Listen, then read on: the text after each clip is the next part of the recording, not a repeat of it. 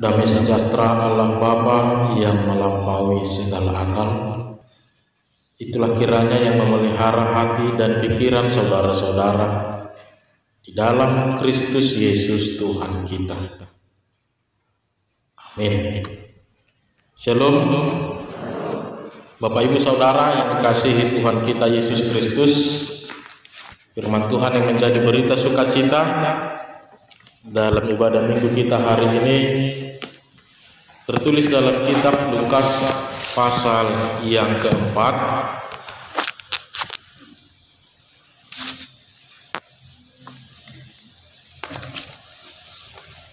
ayat 31 sampai dengan ayat 37. Lukas 4 ayat 31 sampai dengan 37. Saya akan membacakan untuk kita, beginilah firman Tuhan. Kemudian Yesus pergi ke Kapernaum, sebuah kota di Galilea, lalu mengajar di situ pada hari-hari Sabat. Mereka takjub mendengar pengajarannya, sebab perkataannya penuh kuasa. Di dalam rumah ibadat itu ada seorang yang kerasukan setan, dan dia berteriak dengan suara keras, "Hai engkau Yesus orang Nazaret, apa urusanmu dengan kami? Engkau datang untuk membinasakan kami. Aku tahu siapa engkau, yang kudus dari Allah." Tetapi Yesus menghardiknya, katanya, "Diam, keluarlah daripadanya." Dan setan itu pun menghempaskan orang itu ke tengah-tengah orang banyak, lalu keluar daripadanya, dan sama sekali tidak menyakitinya. Dan semua orang takjub, lalu berkata seorang kepada yang lain, katanya, "Alangkah hebatnya perkataan ini, sebab dengan penuh wibawa dan kuasa ia memberi perintah kepada roh-roh jahat, dan mereka pun keluar. Dan tersebarlah berita tentang dia kemana-mana di daerah itu."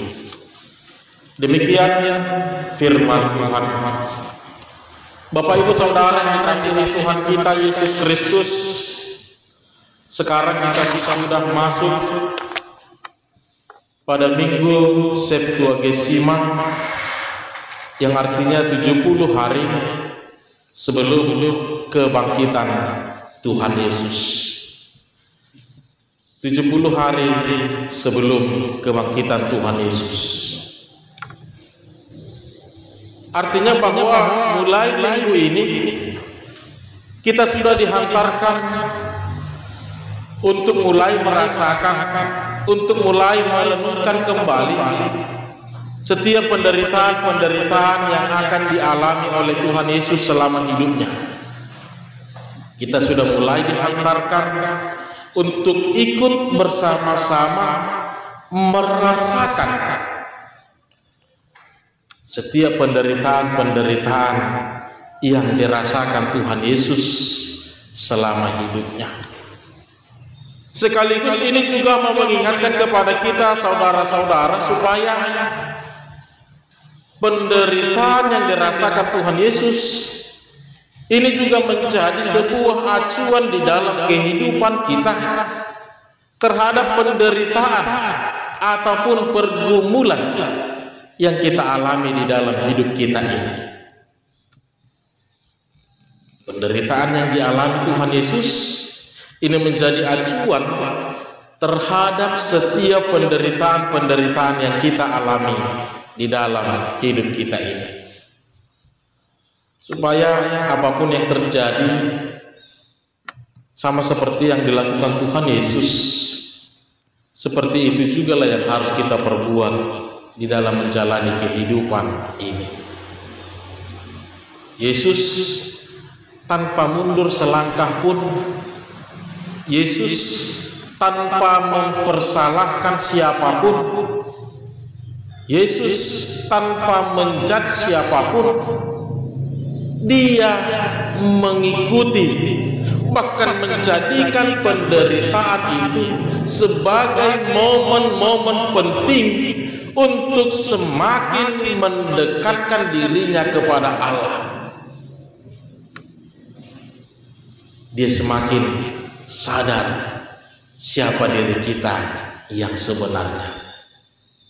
Untuk itu Bapak Ibu Saudara yang dikasihi Tuhan kita Yesus Kristus, untuk melihat perikop pada hari ini, saya ingin mengajak kita semua untuk melihat kembali pasal 4 mulai dari ayat 1. Lembaga Alkitab Indonesia memberi judul Pencobaan di Padang Gurun. Firman Tuhan hari ini berbicara tentang Yesus dengan kuasa roh jahat. Dalam pasal 4 ayat 1 ternyata kita bisa menemukan saudara-saudara, sebelum firman Tuhan hari ini, Yesus juga ternyata sudah bertemu dengan iblis. Fight secara tatap muka, one by one to battle. Iblis memberikan pencobaan kepada Yesus selama 40 hari. Kita bisa bayangkan Bapak Ibu Saudara bagaimana getolnya iblis ini dalam kurun waktu 40 hari selalu mencari peluang, mencari kesempatan, mencari celah hanya untuk bisa merayu Tuhan Yesus dan hanya untuk supaya Yesus tunduk kepada kuasa iblis. Dalam kurun waktu 40 hari, iblis selalu dengan militan mencari apa yang bisa dia lakukan supaya Yesus tunduk kepadanya, apa yang bisa dia perbuat supaya Yesus mau mengakui dia. Dan terlebih, dia tidak mengakui Allah di dalam diri Yesus. Saudara-saudara yang dikasihi Tuhan kita Yesus Kristus, 40 hari iblis berusaha mempengaruhi Yesus, menguasai Yesus, supaya Yesus tunduk dan takluk kepada iblis, supaya berita keselamatan, supaya kebahagiaan bagi manusia tidak terjadi. Tapi Yesus tidak memberikan sedikit pun celah poin bagi iblis, sehingga iblis pergi masih dengan semangat untuk mencari ataupun mengalahkan Tuhan Yesus. Namun ada yang menarik kita melihat dalam firman Tuhan hari ini, perjumpaan-perjumpaan baik antara manusia dengan iblis ataupun dengan Tuhan Yesus dengan iblis. Firman Tuhan hari ini kita mendapatkan sebuah kebiasaan yang tidak biasanya yang diperbuat iblis ketika dia mau melancarkan serangannya. Mari kita ingat kembali Bapak Ibu Saudara bagaimana ketika iblis dalam bentuk ular mencoba merayu manusia itu, Hawa, dengan perkataan yang lembut, dengan perkataan yang mempengaruhi. Iblis berusaha selalu mencari. Kita juga melihat bagaimana ketika iblis bertemu langsung dengan Allah dalam kisah Ayub. Iblis juga membuat sebuah gerakan dengan bahasa yang lembut. Dia ingin mencobai Tuhan Allah melalui diri Ayub. Bahkan bisa kita katakan iblis mencoba mempengaruhi Allah melalui diri Ayub dengan konotasi bahasa yang begitu lembut. Bahkan dalam pencobaan di padang gurun juga sama. Bahasa yang dipakai iblis adalah bahasa yang lembut. Tapi mari kita lihat bagaimana respon iblis dalam perikop hari ini. Dengan suara lantang, iblis mengatakan kepada Yesus di dalam bait suci, "Hai engkau Yesus orang Nazaret, apa urusanmu dengan kami?" Dalam suasana ibadah, dalam suasana kekusyukan, dalam suasana yang begitu hening, ketika Tuhan Yesus mengajarkan firman Tuhan di dalam bait Allah, iblis kemudian berkomentar, "Hai engkau Yesus orang Nazaret, apa urusanmu dengan kami?" Saudara-saudara, bisa kita bayangkan mungkin ketika dalam ibadah seperti ini tiba-tiba ada orang yang berteriak dengan lantang mengatakan demikian. Tentu setiap orang akan melihatnya. Dia sama seperti manusia yang lainnya, jemaat yang lainnya, masuk ke bait Allah, duduk. Dan ketika Yesus mengajarkan tentang kebenaran firman Allah, dia mulai berontak. Karena iblis tidak pernah menyukai yang namanya firman Tuhan.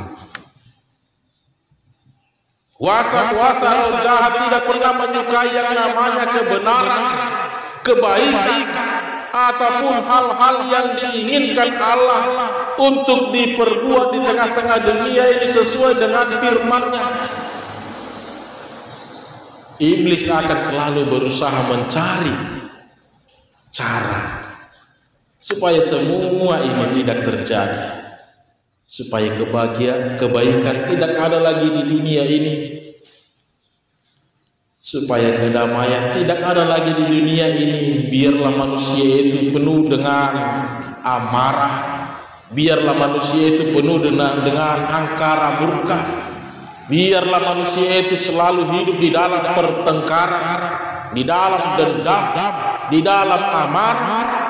Hal-hal yang tidak baik itulah yang diinginkan iblis.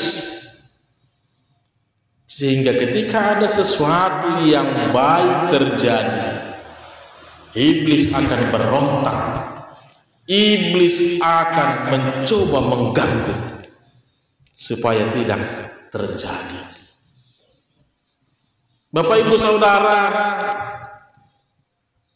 ada penafsir yang mengatakan kenapa dari beberapa kali pertemuan antara manusia dengan iblis ataupun dengan Allah, kenapa dalam Lukas ayat pasal yang keempat ini iblis berteriak dengan begitu lantang?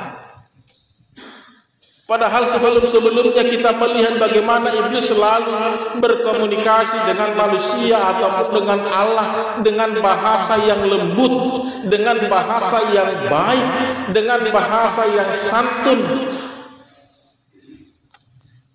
Ada yang mengatakan bahwa ternyata iblis sudah mulai jemu. Iblis sudah merasa tidak mampu lagi untuk mencobai Tuhan Yesus. Sehingga akhirnya iblis memakai situasi itulah untuk mencobai Tuhan Yesus sendiri. Saudara-saudara yang dikasihi Tuhan kita Yesus Kristus, untuk itu melalui firman Tuhan hari ini kita belajar kembali, diingatkan kembali. Yang pertama, ternyata kita disadarkan kembali, bahkan hingga saat ini pun iblis masih selalu berbuat demikian. Kuasa-kuasa kejahatan juga masih selalu mencari-cari orang-orang yang bisa dia kuasai. Rasul Petrus pernah berkata di dalam 1 Petrus 5 ayat 8, sadarlah dan berjaga-jagalah, lawanmu si iblis berjalan keliling seperti singa yang mengaum-ngaum dan mencari orang yang dapat ditelannya.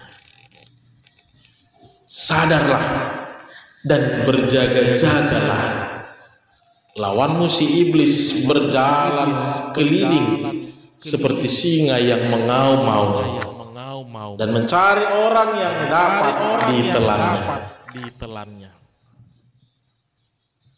Kita disadarkan bahwa ternyata yang namanya pencobaan itu, yang namanya kuasa iblis itu bukan hanya berada di tempat-tempat yang tidak baik.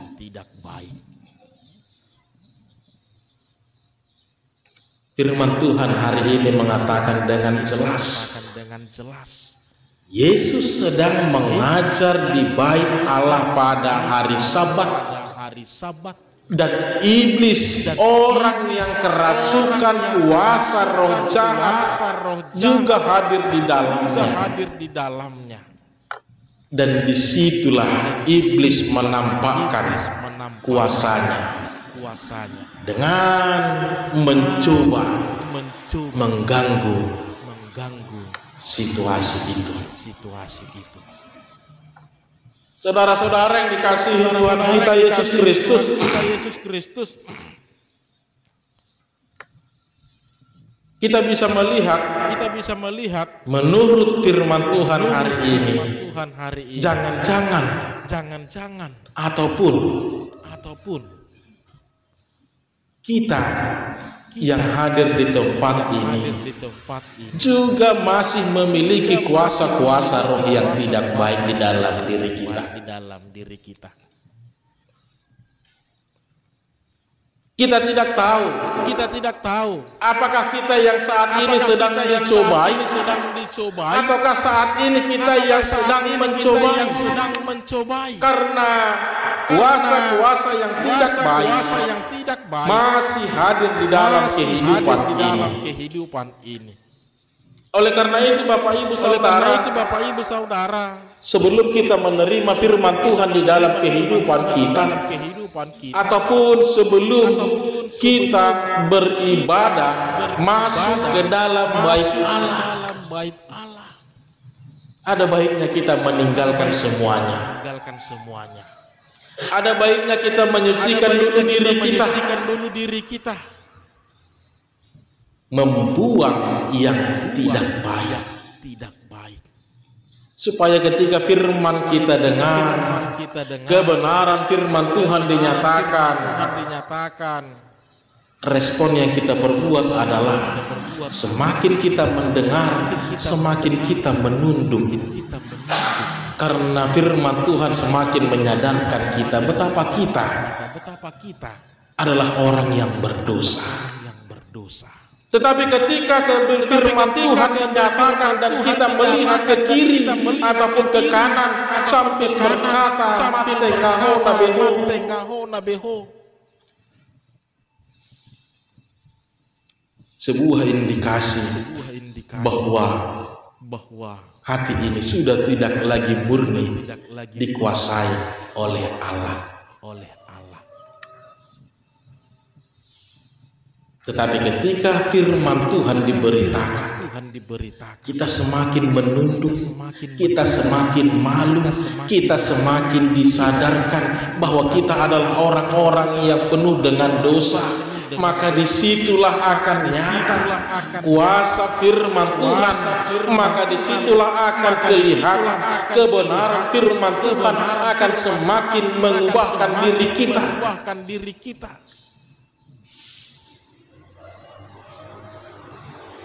Sebelum firman diberitakan, kita menerima firman Tuhan, maka hati ini perlu dikuduskan, supaya firman itu berkuasa atas hidup kita dan bekerja di dalam hidup kita. Saudara-saudara yang dikasihi Tuhan kita Yesus Kristus, inilah tadi mengapa dikatakan kita harus hati-hati, kita harus selalu tersadar bahwa hingga saat ini pun yang namanya iblis selalu masih berkeliling dia, mencari-cari siapa orang-orang yang akan dia telan, siapa orang-orang yang akan dia kuasai.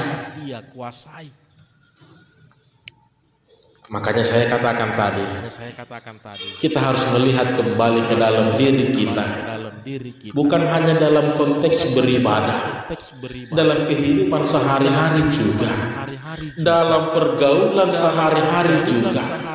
Hanya dua yang selalu terjadi di dalam kehidupan kita. Apakah kita adalah orang-orang yang sedang dicobai, ataukah karena kuasa iblis masih menguasai hidup kita, maka kita adalah orang-orang yang mencobai dengan kuasa yang tidak baik.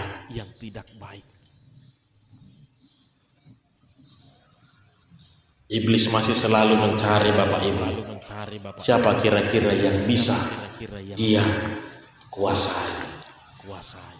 Saudara-saudara yang dikasihi Tuhan kita Yesus Kristus, dan kita juga melihat sesuai dengan topik minggu kita hari ini, bahwa perkataan Yesus yang penuh kuasa, berkuasa Tuhan Yesus, ini juga harus bisa menyadarkan kita, bahkan memampukan kita kembali, bahwa kalau Yesus bisa mengusir kuasa roh jahat dari diri seseorang dengan perkataannya, dengan firman yang dia sampaikan, maka kita juga mampu mengalahkannya. Maka kita juga mampu mengusir semua itu dari dalam diri kita masing-masing. Karena firman Allah berkuasa. Firman Allah berkekuatan untuk mengubahkan hidup kita. Bagaimana Yesus mengusir? Bagaimana Yesus mampu menunjukkan kuasa kebenaran firman ini? Tentu semua ini tidak hanya sebatas pengucapan semata. Tentu semua ini bukan hanya sebatas dikatakan semata. Yesus memberi kuasa kepada firman yang telah diucapkannya. Semua itu dilahirkan dari hati yang dimiliki oleh Tuhan Yesus. Saya ingin menganalogikan dengan istilah yang sangat sederhana. Mulu dihitaan manang najulu ningom marupani. Kita mungkin pasti akan sangat segan dengan orang-orang yang bisa kita katakan sudah lebih berumur. Karena dia itu tidak banyak berkata-kata. Dia tidak banyak berbicara, tapi ketika dia mengucapkan sepatah kata, perkataannya itu berisi nasihat, berisi petuah, berisi motivasi, semangat, hal-hal positif yang bisa membangkitkan, bahkan mengubahkan hidup orang banyak. Jil menulau kita merdelen hola cendado petabereng dengan Peter mebiar kita mana mengelului pertebunian asal nak Jepang Allah mulu susmat di bereng dirita ulu mahona jamita kita dani setiap perkataannya berisi hal-hal yang baik. Yang mau kita lihat dalam hal ini Bapak Ibu Saudara, seperti respon yang dilakukan oleh orang-orang banyak di dalam rumah ibadah di Kapernaum. Mereka takjub, mereka tercengang, bahkan mereka mengatakan dia penuh dengan wibawa, dia penuh dengan karisma. Semua ini diperoleh Tuhan Yesus bukan hanya karena dia mengucapkan perkataan-perkataan yang baik, tetapi itu juga dia nyatakan, dia tunjukkan melalui kehidupannya. Sehingga orang-orang melihat dan berkata, alangkah hebatnya perkataan ini. Sebab dengan penuh wibawa dan kuasa ia memberi perintah kepada roh-roh jahat dengan penuh wibawa dan kuasa. Bapak Ibu Saudara yang dikasihi Tuhan kita Yesus, bukan mau mengatakan harus memoles-moles setiap perkataan yang akan kita ucapkan, bukan mau mengatakan harus merangkai-rangkai ataupun melihat-lihat kepada seseorang yang hendak kita temani dalam berkomunikasi atau berkata-kata. Tetapi ini semua akan lahir dengan sendirinya, dengan natural. Dia akan mengalir dengan sendirinya di dalam kehidupan seseorang, tanpa perlu dipoles-poles, dirangkai kata-kata yang baik.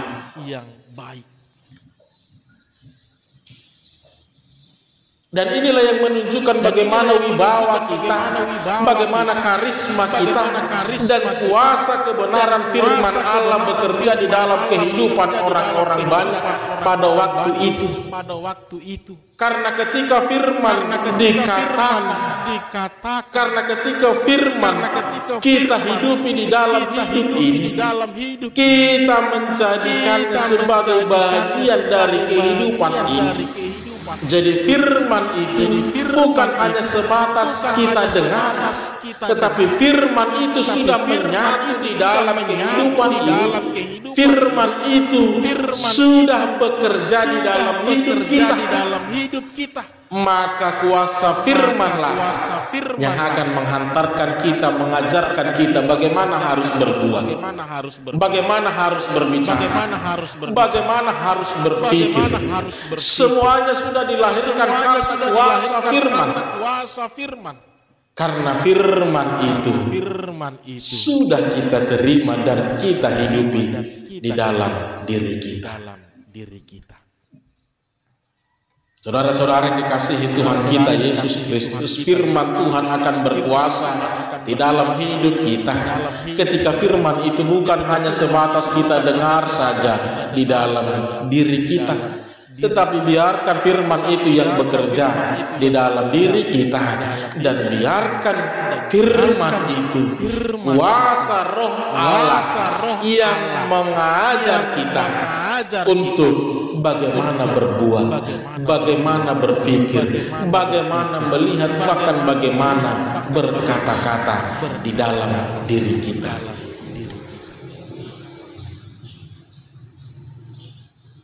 Semakin kita mendengar firman Tuhan, kita harus semakin menunduk, karena kita merasa malu bahwa karena kita ini adalah makhluk-makhluk yang berdosa.